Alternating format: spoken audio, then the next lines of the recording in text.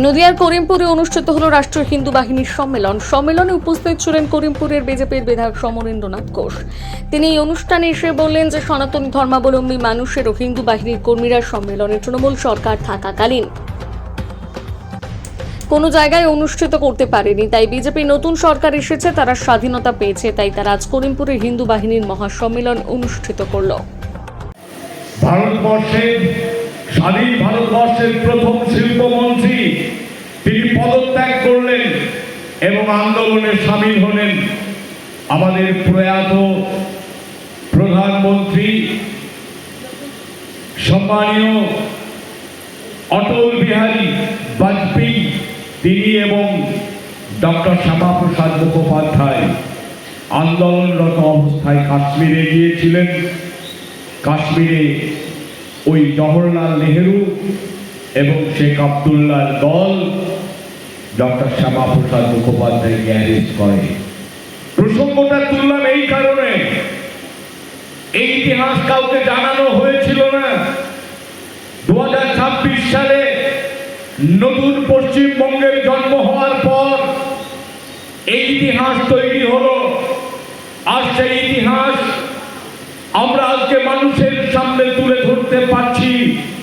6 June Paschimbanga দিবস পালন করছি এবং মানুষের মধ্যে, সনাতনীদের মধ্যে, বাঙালিদের মধ্যে আমরা সেই ইতিহাস তুলে ধরতে সক্ষম হচ্ছি।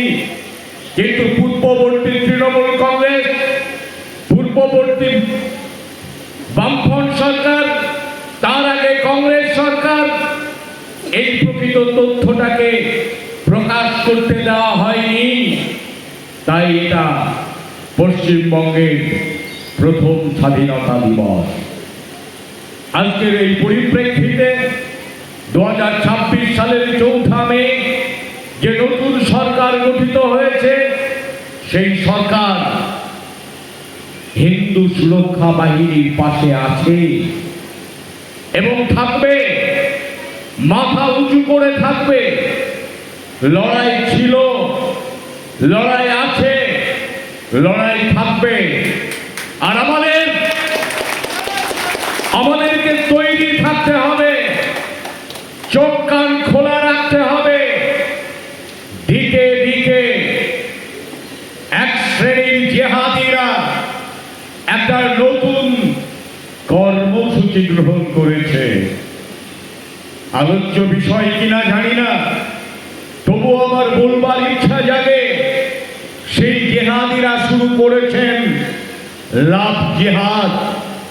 আমার হিন্দু পরিবারের মেয়েদেরকে এক ধরনের জেহাদিরা তাদেরকে ঘর থেকে ফসলে নিয়ে গিয়ে বিয়ে করছে। পরবর্তী ক্ষেত্রে তাদেরকে নরক যন্ত্রণার মধ্যে ফেলে দিচ্ছে।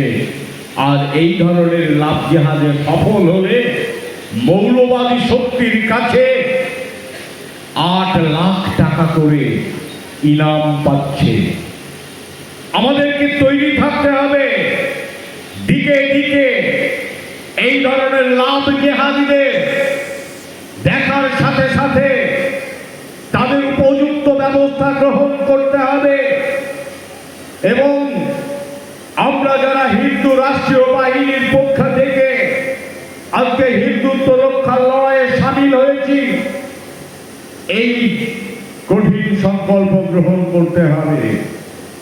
আমাদের ঘরের ছেলেমেয়েরা পড়তে যায় এবং পড়তে গিয়ে প্রতিটা স্কুল কলেজের সামনে দেখবেন কিছু রোমিও এদিক ওদিক মোটর বাইক নিয়ে ছুটে ছুটে বেড়ায়।